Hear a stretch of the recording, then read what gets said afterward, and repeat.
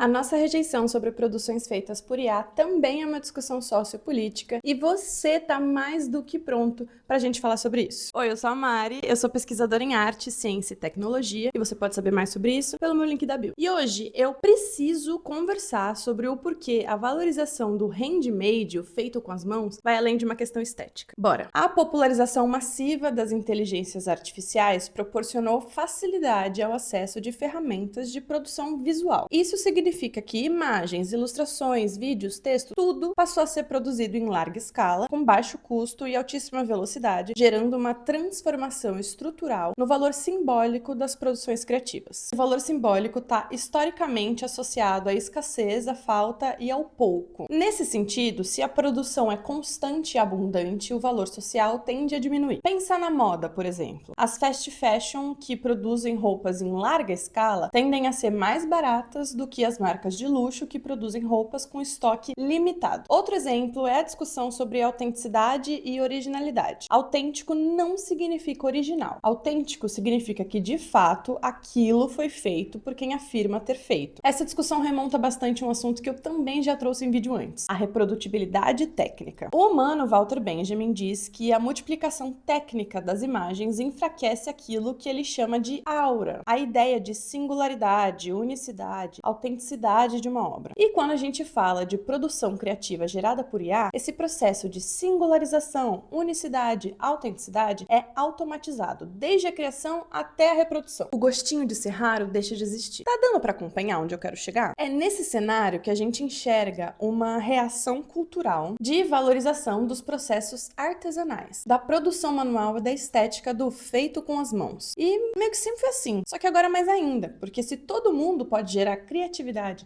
através de ferramentas digitais, então a fina camada da sociedade que não é todo mundo, naturalmente desvia para o que nem todo mundo pode ter. Quando o digital se torna acessível para todo mundo, a elite cultural começa a correr para o outro lado, para o lado do imperfeito e do manual. Filmes feitos quadro a quadro, roupas bordadas à mão, cerâmica artesanal, pintura com um erro visível. Basicamente, não importa o que foi feito, mas como foi feito. O artesanal, feito com as mãos, deixa de ser apenas estética e passa a operar como capital cultural no sentido borgesiano. E se a gente está falando de produzir com as próprias mãos, o artesanal depende de fatores que não são dispostos de maneira equivalente para todas as camadas da sociedade. Tipo tempo para uma produção mais lenta, uma formação técnica mais especializada, acesso aos materiais e até o espaço físico adequado para uma produção. E quem consegue pegar essa lista de fatores e botar para ferver e fazer acontecer, sabe que cada um desses tais fatores tem um custo alto. E esse trabalho não vai ser cobrado no valor da C&A, meu bem. E quando existe quem pode pagar por esse custo alto, o handmade passa a funcionar como um código social de distinção. O artesanal feito com as mãos produz hierarquias